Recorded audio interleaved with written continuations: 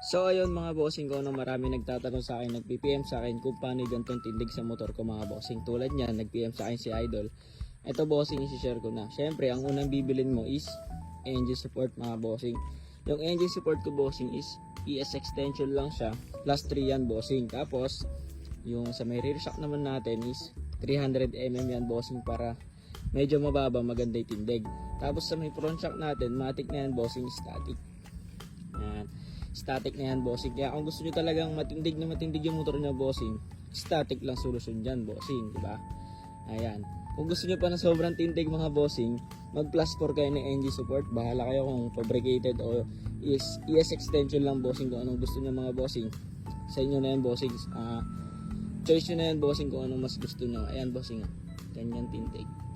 Syempre, abangan nyo mga bossing, magpapalit tayo ng engine support para tumindig na itong motor natin. Baka 3.5 or plus 4 na siguro mga bossing. Abangan nyo na lang mga boss. Yun lang. Thank you.